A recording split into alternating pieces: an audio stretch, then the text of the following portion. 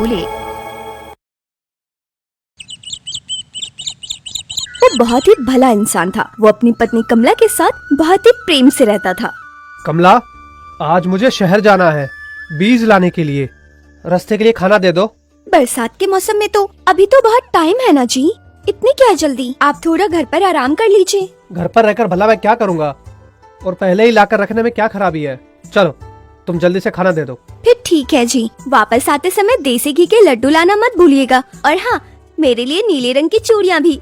त्योहार के लिए मैंने नीले रंग की साड़ी ली है। ये भी कोई कहने की बात है?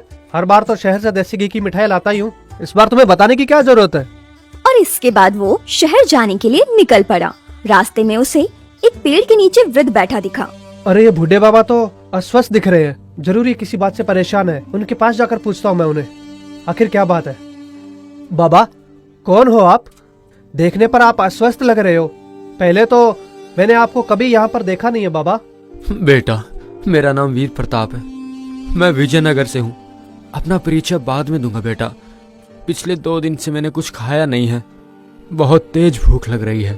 खाने के लिए अगर कुछ है तो दे दो ना।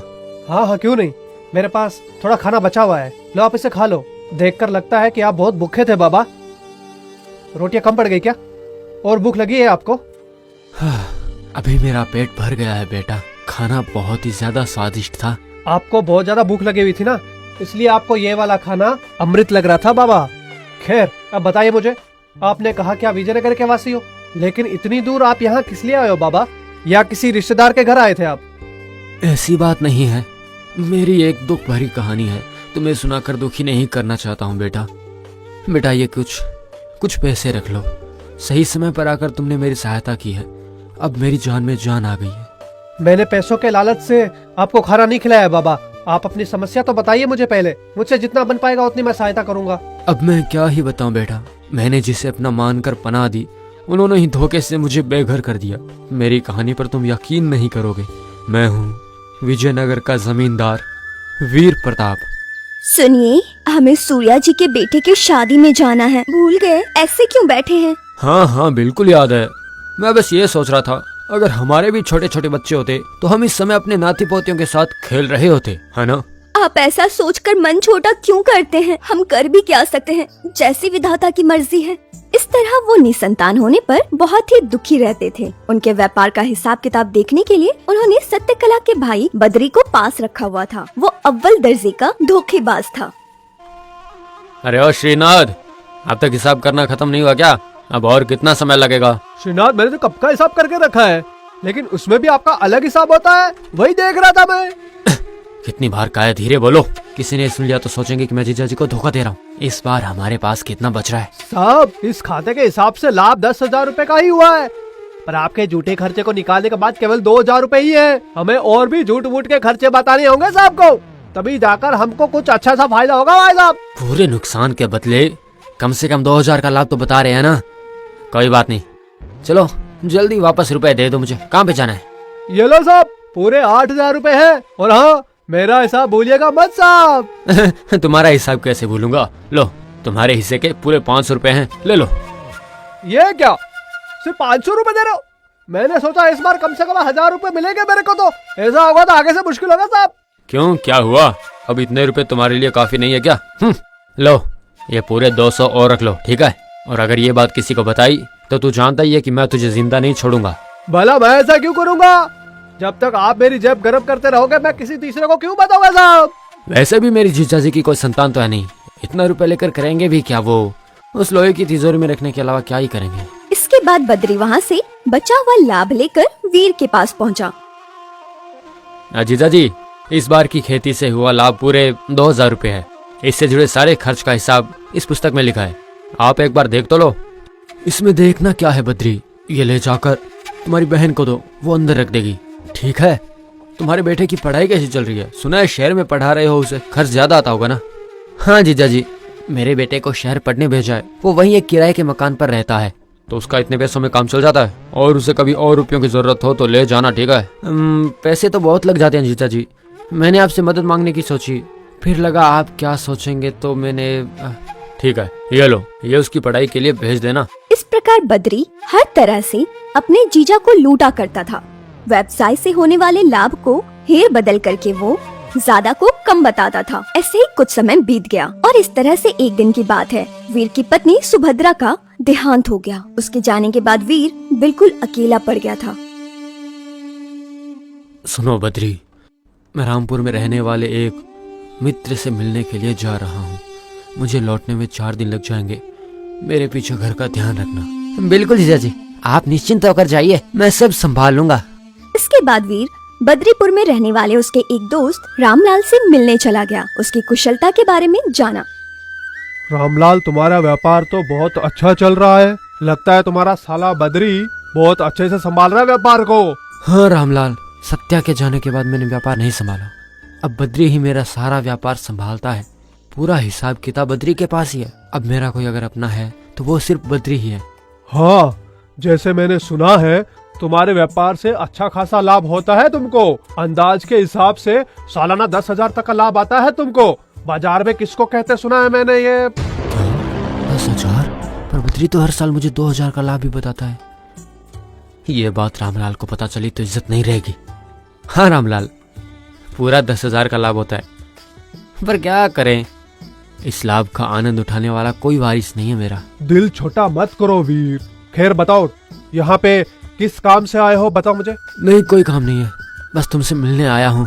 चलता हूँ, बाद में मिलते हैं। शाम होने से पहले मुझे घर भी जाना है। उससे मिलकर वीर शाम तक अपने घर पहुंच गया। उसने पहुंचते ही बद्री को आवाज लगाई। बद्री, तुमने क्या कहा था कि खेती से तुम्हें इस बार कितना लाभ हुआ है? बताया तो था 2,000 हुआ है। छी, लानत है तुम पर, तुम्हारा भांडा फूट चुका है। 10,000 के लाभ को तुमने हेरा फेरी कर सिर्फ 2,000 का बताया। मैंने तो तुम पे भरोसा करके सबसे बड़ी गलती की और तुमने मुझे ये सिला दिया। नहीं जीजा जी, मैंने आपको कोई धोखा नहीं दिया। आपसे किसी ने झूठ कहा, मैं सच कह रहा हूँ। तुम्हारे धोखे का तो मैं पता लगा लूंगा, ठीक है? मैंने तुम पर बहुत भरोसा किया, लेकिन अब तुम इस घर में एक पल भी नहीं रह सकते। चलो जाओ यहाँ से। मुझे माफ कर दीजिए। आप मुझे घर से निकालोगे तो मैं कहाँ जाऊंगा? मैं कल ही आपके सारे पैसे लौटा दूंगा, वादा करता हूँ। आप मुझे ऐसे मत निकालिए, मैं कहाँ जाऊंगा? इसके बाद वीर से बद्री ने फिर कभी ऐसा ना करने का वादा किया और वो वहीं रहकर व्यापार का हिसाब किताब देखने लगा। बद्री साहब, क्या हुआ? क्या सोच रहे हो? कुछ नहीं, मेरे जीजा ने मेरे हाथ बांध रखे हैं। मैं कुछ भी करूं उन्हें शक होने लगता है। ऐसे ही चलता रहा तो अपने हाथ तंग रह जाएंगे। समझ नहीं आता कि क्या करूं। लाभ का मोटा हिसाब अपने पास रखकर नाम मात्र का हिस्सा जीजाजी को दोगे तो उन्हें कैसे नहीं पता चलेगा? शुक्र मनाइए कि कम से कम उन्होंने घर में तो रहने दिया आपको। आज तक तुम्हारी दी सलाह से ही मैं यहाँ तक पहुँच पाया हूँ। अब तुम ही मुझे इस मुसीबत से बाहर निकालोगे। कुछ तो ऐसा करो कि सब ठीक हो जाए। आपके जीजाजी जब तक जिंदा रहेंगे आपके हाथ फूटी कौड़ी नहीं लगने वाली। आज के बाद तो वो आपको कभी अपना सगा मानेंगे ही नहीं। मतलब कहना क्या चाहते हो? मेरा मतलब कि क्या मैं जीजा जी को जान से मार दूं? आपने बिल्कुल सही पकड़ा है जी। अगर आप ऐशो आराम की जिंदगी जीना चाहते हैं तो आपके पास यही वाला रास्ता बचा है साहब जी। बाप रे, खून करना कोई छोटी बात नहीं है। मुझसे नहीं होगा, वो मेरे खुद के जीजा जी हैं। अच्छा, जब झूठे हिसाब दिखाकर जीजाजी को लूटते थे तब याद नहीं है आपको कि वो आपके जीजाजी हैं? अब आप ऐसे सोचोगे तो कैसे चलेगा? आपके हाथ खून से ना रंगे, इसका भी उपाय है मेरे पास। आप पहले अपने रसोई नरेश को यहाँ पे बुलाइए। जैसा तुम्हारा दिल कहे, बिल्कुल तुम वैसा करो। इसके बाद उन्होंने नरेश को वहाँ पर बुलाया। देखो मेरे रसोईया भाई, क्या तुमने कभी 10,000 रुपए एक साथ देखे हैं? बाप रे, 10,000 रुपए? हमने तो बस सुना है बाबूजी, कभी इतना देखा नहीं है। दरअसल बद्री साहब तुमको 10,000 रुपए देना चाहते हैं और बदले में तुमसे एक काम करवाना चाहते हैं। जो वो कहेंगे करना होगा। कर दिया तो पूरे के पूरे 10,000 रुपए तुम्हें देखने को मिलेंगे। उसके बाद तुम्हें जो मर्जी हो वो करना, हमें उससे क्या। कह रहे हो कि छोटा काम है और उसके 10,000 भी देना चाहते हो? वो कोई छोटा काम नहीं हो सकता। खैर आप बताइए कि मुझे करना क्या है, मैं कोशिश तो कर सकता हूँ। मुझे सही लगा तो करूँगा, नहीं तो मैं छोड़ दूंगा। देखो भाई नरेश, अगर तुम मान जाओ तो ये छोटा काम ही है। तुम वीर साहब के लिए हर रोज जो रात को खाना बनाते हो ना, उसमें तुम्हें थोड़ा सा जहर मिलाना है। उसके बाद से तुम्हारा काम खत्म हो जाएगा और फिर सारे 10,000 रुपए तुम्हारे। क्या कहा? बड़े साहब की जान लेनी है? मुझसे नहीं होगा, मुझे माफ कीजिए। एक बार सोच लो नरेश, ऐसे मौके बार बार नहीं आते। अगर तुमने नहीं किया हमें तो और मिल जाएंगे। जैसे तैसे उन्होंने उसे अपनी बातों में फंसाकर वीर के खाने में जहर मिलाने को कहा। उस रात नरेश वीर का खाना लेकर उसके कमरे में गया। साहब जी, मैंने खाना लगा दिया है। थाली रख कर चले जाओ, मैं थोड़ी देर बाद खा लूंगा। साहब जी, मैं आपसे कुछ कहना चाहता हूँ, पर आप मेरी बात पर गुस्सा मत कीजिएगा साहब जी। क्या हुआ? क्या बात है? क्या तुम्हें पैसों की जरूरत है? नहीं साहब जी, दरअसल मुझसे कहा गया था कि आपके खाने में मैं जहर मिलाकर दूंगा तो वो लोग मुझे 10,000 रुपए देंगे साहब जी। कौन है? कौन है जिससे मेरी मौत से लाभ होता है? बताओ नरेश, कौन है वो? इसके बाद नरेश ने वीर को सारी बात विस्तार से बताई। क्या कहा? मैंने सोचा बद्री बदल गया है। मैंने सपने में भी नहीं सोचा वो मेरे खिलाफ ऐसी हरकत करेगा। बस अब देखो मैं क्या करता हूँ। साहब जी, आपसे पहले ही कहा था ना मैंने, थोड़ा धीरज रखिएगा और मेरी बात आराम से सुनिए। ये तो अच्छा हुआ साहब जी कि इस काम के लिए उन लोगों ने मुझसे कहा ये सब करने के लिए। अगर उन्होंने किसी और से कहा होता तो वो दूसरा आदमी लालच में आके अनर्थ कर देता। देखिए साहब जी, अगर आप उन्हें यहाँ से निकाल भी देंगे तब भी वो लोग आपकी जान के पीछे हाथ धोकर पड़े रहेंगे। मुझसे नहीं तो किसी से भी वो पैसों का लालच देकर ये सब करवा सकते हैं। तो मैं क्या करूँ? उन गद्दारों को ऐसे ही छोड़ दूं क्या? साहब जी, आपकी जान से बढ़कर फिलहाल कुछ नहीं है। मैं उनसे कह दूंगा कि आपके खाने में मैंने जहर मिला दिया। आप मरने का नाटक कीजिए। इस दौरान आपके पास जो भी कीमती गहना, रुपए, जो कुछ भी है वो सब मुझे लौटा दीजिए। मैं उन्हें अपने पास सुरक्षित रखूंगा। आप बस बताइए कि वो आपको कब लौटाना है। सही कहा तुमने। आज जैसे ही वो तुम्हें लालच देकर मेरा खून चाहते थे, वैसे तो किसी से भी करवा सकते हैं ना। मैं कुछ गहने और रुपए देता हूँ, तुम मुझे बाद में लौटा देना। नरेश के कहे अनुसार वीर ने पलंग पर निर्जीव पड़े रहने का नाटक किया। ओ बद्री साहब, आपने जैसा कहा था मैंने वैसे ही किया है। बड़े साहब पलंग पर पड़े हुए हैं, कुछ ही देर में वो इस दुनिया से चले जाएंगे। उनके शव का क्या कर रहा है बताओगे?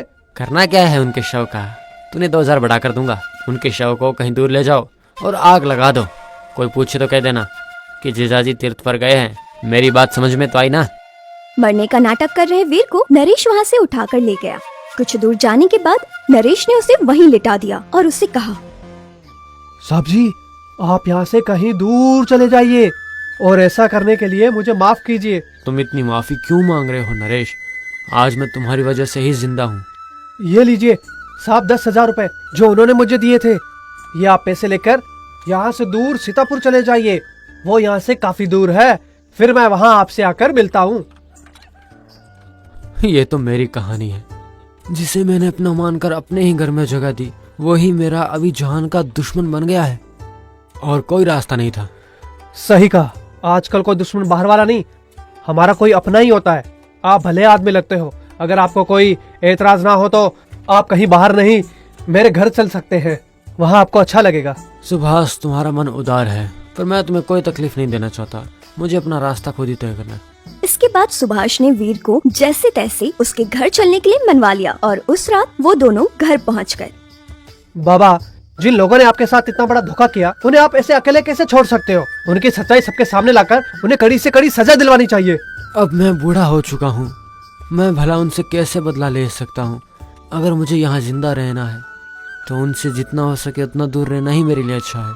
आप इतने अच्छे हो इसलिए तो वो अपनी मनमानी कर पाए। देखिए बाबा, मुझे ये बात बिल्कुल अच्छी नहीं लगी है कि वो बिना सजा के इतने आराम से रहे। उनका खेल खत्म करने के लिए मेरे पास एक उपाय है बाबा। मतलब हमें करना क्या होगा उसमें?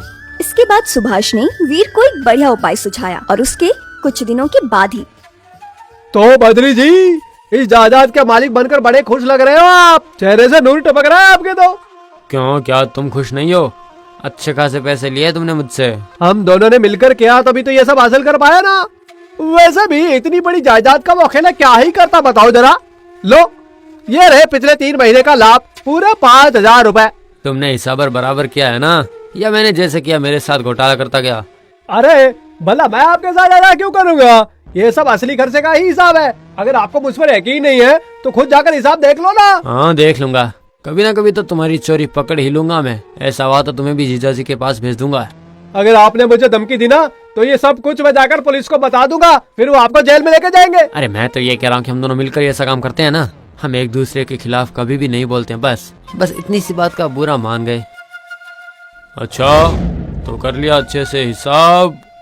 अगर नहीं तो मैं कर दूं तुम्हारा हिसाब। क्या था वो? हूबहू जीजाजी की आवाज सुनाई दे रही थी। तुम्हें सुनाई नहीं दिया? हाँ, मैंने भी सुना। वो आवाज तो वीर साहब जी की ही थी। सही कहा, मैं वीर ही हूँ।